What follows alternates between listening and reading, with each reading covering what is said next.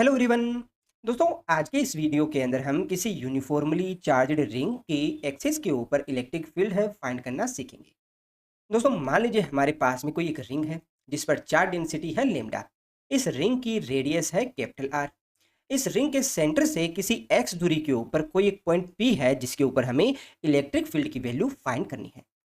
तो दोस्तों, इस प्रॉब्लम को सोल्व करने के लिए हम इस रिंग पर कोई दो अल्पांश मान लेते हैं। एक अल्पांश हमने माना ऊपर और एक अल्पांश मान लेते हैं हम नीचे। मान लेते हैं इस अल्पांश के ऊपर जो हमारा आवेश है वो कितना है, डी क्यू आवेश है। तो एक डी क्यू आवेश ऊपर की ओर है और एक डी क्यू आवेश नीचे की ओर है। अब इस प्रॉब्लम को आप कुछ इस तरह से समझिए। हमारे पास में है कोई दो आवेश डी क्यू। एक आवेश है ऊपर की ओर और एक आवेश है नीचे की ओर। इन दोनों आवेश के कारण हमें किसी पॉइंट पी के ऊपर इलेक्ट्रिक फील्ड की वैल्यू फाइंड करनी है। तो हम जानते हैं किसी आवेश के कारण किसी बिंदु के ऊपर जो इलेक्ट्रिक फील्ड है उसकी वैल्यू किसके बराबर होती है। आप कहेंगे भाई इसकी वैल्यू बराबर होती है ई इक्वल्स टू, यहाँ पर आएगा के। अब यहाँ क्यू कितना है, आवेश अपना है डी क्यू के बराबर अपॉन यहाँ इन दोनों के बीच की दूरी कितनी है, तो मान लेते हैं इन दोनों के बीच की दूरी है हमारी एल। तो यहाँ पर अपॉन आ जाएगा एल स्क्वायर। यहाँ दोस्तों इस डी क्यू आवेश के कारण इलेक्ट्रिक फील्ड है, इसलिए मैं इसको डीई से डिनोट कर देता हूँ। अगर बात करें इसकी डायरेक्शन की, तो यहाँ पर इस पी पॉइंट के ऊपर इलेक्ट्रिक फील्ड है उसकी डायरेक्शन इस तरफ आएगी। ऐसा क्यों? क्योंकि यहाँ पर हमारा जो रिंग है, रिंग पर आवेश है वो प्लस चार्ज है और हम जानते हैं प्लस आवेश के कारण हमेशा इलेक्ट्रिक फील्ड दूर की ओर होती है। अगर यहाँ पर हमारा नेगेटिव चार्ज होता है इस रिंग के ऊपर, तो हमारा जो इलेक्ट्रिक फील्ड है उसकी डायरेक्शन इस तरफ होती। इसी प्रकार से हमारा जो नीचे वाला जो डी क्यू आवेश है उसके कारण जो इलेक्ट्रिक फील्ड है वो इस डायरेक्शन में होगा। अब दोस्तों, हम सभी जानते हैं इलेक्ट्रिक फील्ड है वो एक वेक्टर क्वांटिटी होती है। इसी कारण से हम यहाँ पर जो इलेक्ट्रिक फील्ड डी है उसके हम यहाँ कंपोनेंट बनाएंगे। अब कंपोनेंट हम बनाने के लिए हमें यहाँ एक एंगल की जानकारी होनी चाहिए। तो दोस्तों, मान लेते हैं यहाँ जो एंगल बन रहा है वो हमारा है थीटा एंगल। तो यहाँ पर इस तरफ भी जो एंगल बनेगा वो भी किसके बराबर होगा, आप कहेंगे वो भी थीटा एंगल के बराबर ही होगा।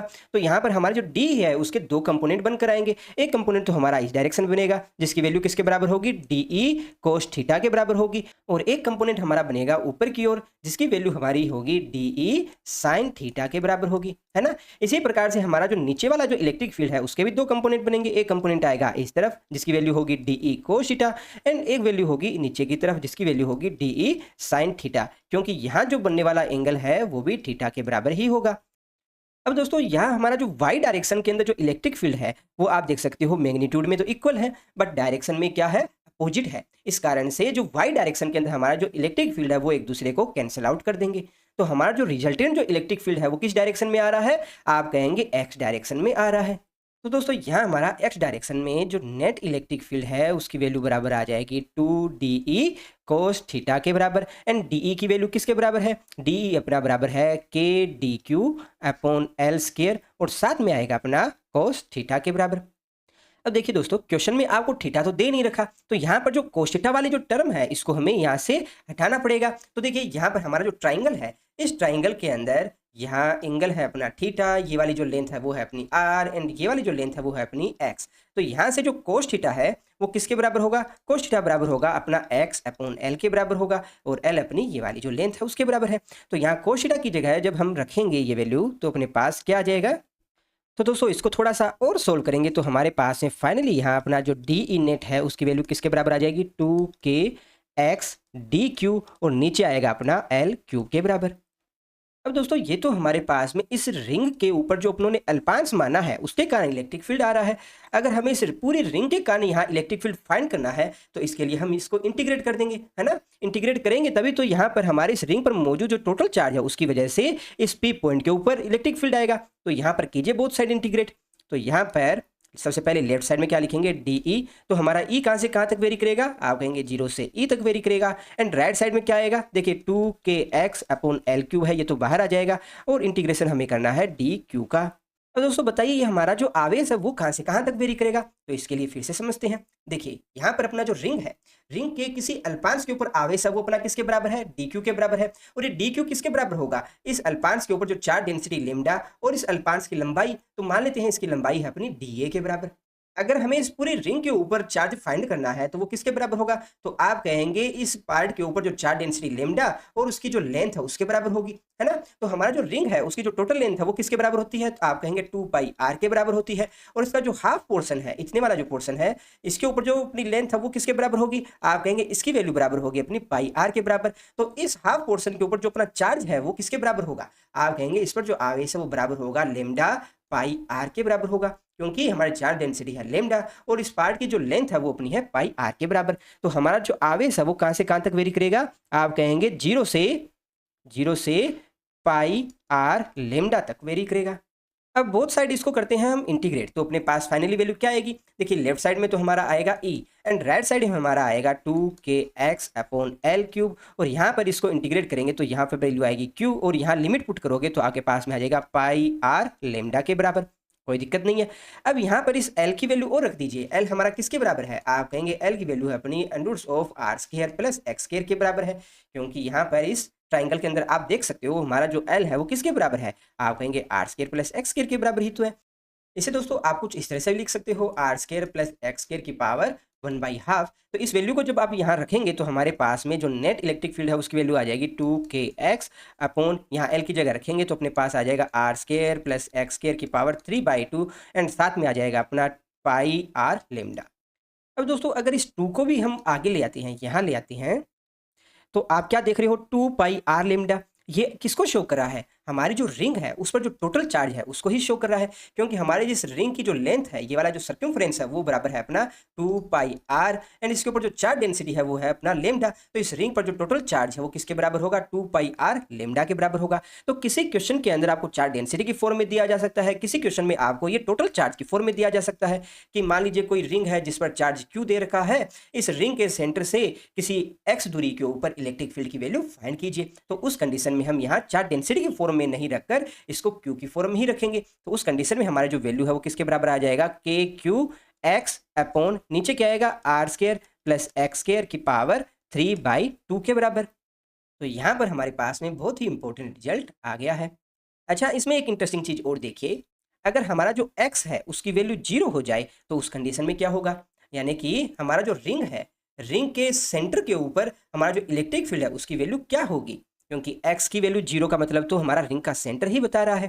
तो उस कंडीशन में यहाँ पर x की वैल्यू 0 रखी तो आप देखेंगे हमारा जो इलेक्ट्रिक फील्ड है उसकी वैल्यू 0 के बराबर आ रही है। तो कोई भी रिंग है उसके सेंटर पर हमारा जो इलेक्ट्रिक फील्ड है उसकी वैल्यू 0 होती है। यानी कि जब हम x की वैल्यू 0 रखेंगे तो हमारा इलेक्ट्रिक फील्ड है वो कितना आ रहा है? 0 आ रहा है।